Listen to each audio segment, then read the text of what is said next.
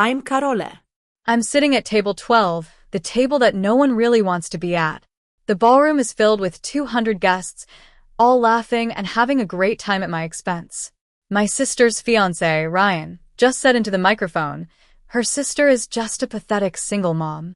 And my mother, sitting a few seats away, laughed so hard that her champagne almost spilled. The crystal chandeliers reflected every grinning face, every tilted glass, and every person who thought my life was the punchline of someone else's wedding toast. Under the table, my 12-year-old son, Jake, had his fist clenched so tight that his knuckles had gone white. What none of them knew, not my mother, not Ryan, and not a single person in this ballroom, was that Jake had been carrying a secret for 3 weeks, and he was about to share it with everyone. Let me take you back 6 months to the phone call that started it all. It was a Tuesday afternoon, and I was in the middle of a logo redesign for a local coffee shop client. My sister, Lily, called. We didn't talk often, maybe once a month with short, polite conversations that never really said anything meaningful. Before I could even say hello, she screamed, "I'm engaged."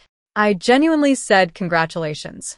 Despite the distance that had grown between us over the years, I still wanted her to be happy. His name is Ryan Thompson. He's in the tech startup business. Mom already adores him, she said. Then she added, Mom says you have to come to the engagement dinner. No excuses. My mother, Helen, was a perfectionist and loved to compare her daughters.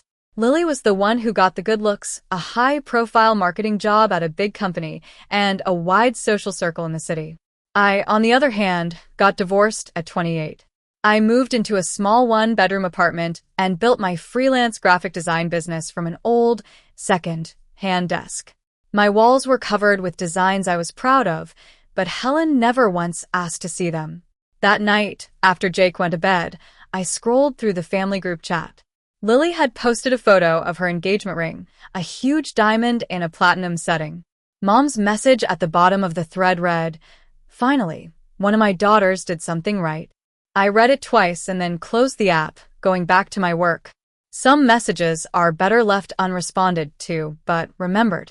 I met Ryan for the first time at my mother's luxurious penthouse in the city. She'd bought it after her second divorce. Ryan arrived 15 minutes late, wearing an Armani suit and shiny leather shoes. He shook my hand firmly, but with a rehearsed look in his eyes. What caught my attention was the way he sized up the room, the expensive art on the walls, and the high-end furniture. He immediately went to my mother and said, "Mrs. Thompson, this place has more charm than most of the startups I've seen."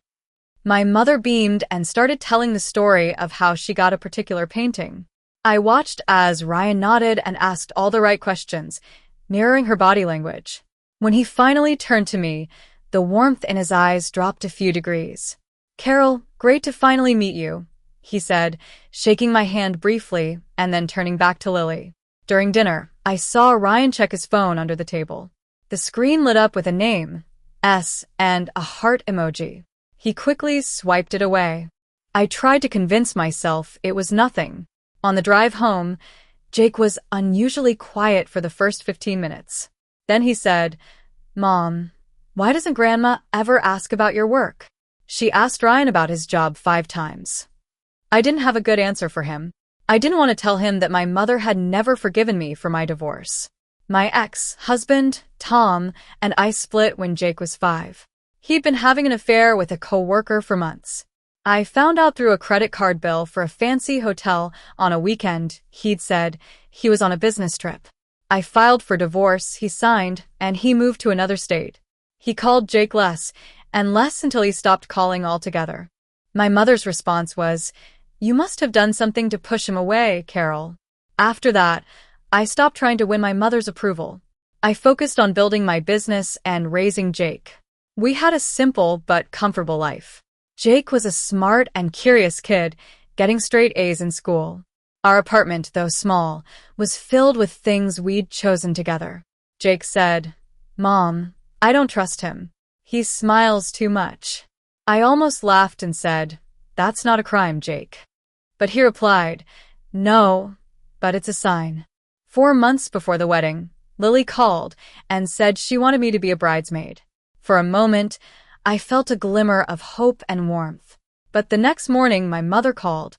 Lily and I have decided that the bridal party needs a certain look. You'll do a reading during the ceremony instead. A nice poem. I knew what she meant. I didn't fit the image they wanted for the bridesmaids. So, I was out of the bridal party. No dress fittings, no bridal shower invitations, just a poem and a seat at whatever table they put me at. I didn't argue, because I knew it was pointless. What really caught my attention was the wedding venue. Ryan had chosen an exclusive mansion on the outskirts of the city. The deposit alone was $100,000, and Ryan insisted on signing the contract himself, saying, "A man takes care of these things." My mother loved that and was writing the checks, over $250,000 from her personal account. But Ryan's name was on the contract and no one questioned it. One evening, I overheard Lily on the phone. "Ryan says a prenup would ruin the trust between us. He says if I really love him, I don't need a safety net." I felt a sense of alarm. The man who wanted to handle all the money was also the one refusing to let anyone look into his finances. I tried to talk to Lily about it. I met her at a coffee shop, away from my mother and Ryan. I said, "Have you looked into Ryan's finances? A prenup isn't a lack of trust. It protects both of you." Lily's face hardened, and she said, "You're just jealous. You couldn't keep a husband, so you don't want me to have one." She left her coffee untouched and walked out. That night, my mother called. Her voice was cold and calm. "Lily told me what you said. If you sabotage this wedding, Carol, you're out of the family. No holidays, no nothing." I tried to explain, but she hung up. I sat in my apartment, looking at my 2 monitors filled with client work and the walls covered with my designs. I then called my best friend, Lisa, who is a family lawyer. If I wanted to look into someone's background, how would I do it? I asked. Lisa said, "Well, you'd call your best friend who happens to be a lawyer, which you just did." 2 months before the wedding, we had a family brunch at an upscale country club. Ryan was in his element, telling stories about his latest startup deals. He turned to me and said, "So, Carol, still doing that little design thing from home? That must be cozy." My mother laughed and said, "Ryan, don't be mean. She's doing her best. Not everyone can make it in the real world." Lily was looking down at her phone as usual. Then Ryan turned to Jake, who was quietly eating his pancakes, and said in a patronizing tone, "And this must be the little man of the house." Jake put down his fork and said, "I'm 12, sir," with a direct look in his eyes. Ryan blinked, laughed it off, and went back to his story. 15 minutes later, Ryan excused himself to the restroom and left his phone face up on the table. It buzzed twice.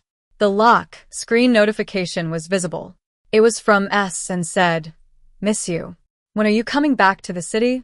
Jake was sitting next to the phone and read every word before the screen dimmed. He didn't say anything but just went back to his pancakes, storing the information in his mind. I didn't find out about this for another 2 weeks. The bridal shower happened on a Saturday, and I found out about it through Lily's Instagram story. It was a fancy spa day with 30 women, all having a great time. My mother was in every photo, beaming with pride. The caption said, "My beautiful daughter and her friends. So proud." It was clear that I wasn't part of the her in that caption. I wasn't angry. I was beyond that. I felt a cold, clear realization that I couldn't expect anything from them. Then, I got an email about a $4,000 charge to a spa on an old credit card that I'd forgotten to cancel. My mother had put the entire bridal shower on it. When I called her, she said, "Consider it your contribution since you couldn't be bothered to come." I replied, "I wasn't invited." She said, "Don't start, Carol," and hung up. I called the bank, removed myself as an authorized user, and filed a dispute. It was resolved in 12 days, but it took an emotional toll. That night, I called Lisa and said, "Something is very wrong with this family, and I think there's something wrong with Ryan, too." Lisa said, "The background check is already underway. Give me a week." The tuxedo fitting was Lily's idea. She wanted Jake to be a junior usher, so I took Jake to the tailor. Ryan arrived 25 minutes late with his groomsmen. He saw Jake on the fitting platform and said to his best man, loud enough for us to hear, Lily insisted on including him. You know, the fatherless kid needs a male role model. The groomsman laughed, and Jake's face turned red. I walked in just in time to see Jake's expression. I said, his name is Jake, and he is everything he needs. Ryan raised his hands and said, relax, Carol. Just guy talk. I stared at him for a few seconds, and he looked away first. On the drive home, Jake was silent until we were on the highway. Then he said, Mom, I saw messages on Ryan's phone at brunch. They weren't normal. My stomach dropped, and I asked, what do you mean? He said, I'll tell you when we get home. At home, at our kitchen table, Jake told me everything. At brunch, when Ryan went to the bathroom, his phone kept buzzing. The messages were from someone named S. She said, can't wait for the circus to be over. And Ryan replied, 3 years max, then I'm set. And she said, just get through the wedding, babe. I sat there, listening to the ticking of the clock on the wall. Jake said, I didn't want to cause trouble, Mom, but after what he said about me today. I reached across the table and held his hand. You did the right thing telling me, I said. That night, I couldn't sleep. I thought about what to do. If I told Lily, she'd think I was jealous. If I told my mother, she'd think I was trying to sabotage the wedding. But if I stayed silent, Lily would marry a man who saw their wedding as a circus with an expiration date. The next morning, I called Lisa. I need you to finish that background check now. Get all the public records, credit reports, everything legal and documented.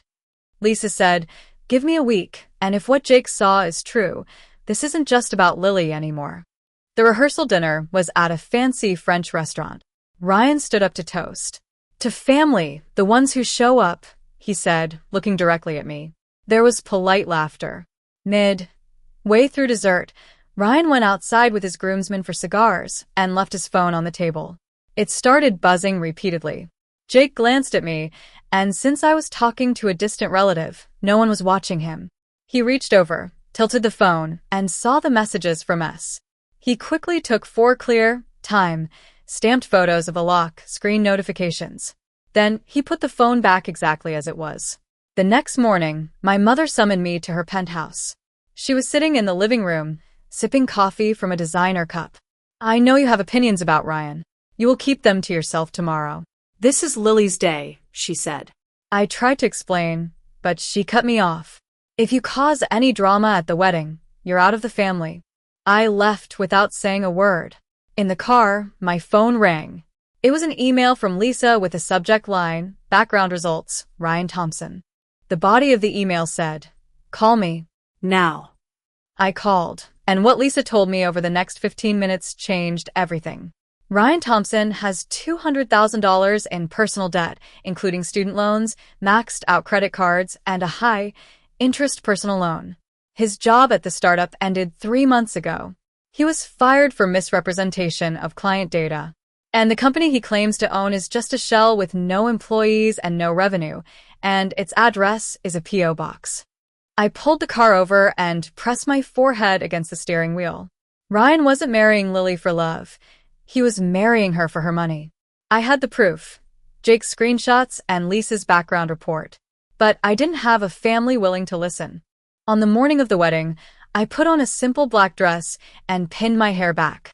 Jake wore his dark suit. I slipped Lisa's report into my clutch, telling myself, only if absolutely necessary. Jake patted his pocket and said, I have the screenshots, Mom, just in case. We arrived at the mansion. Ryan greeted me with a fake smile and said, glad you could make it, Carol. Love the simple look. I walked past him without responding.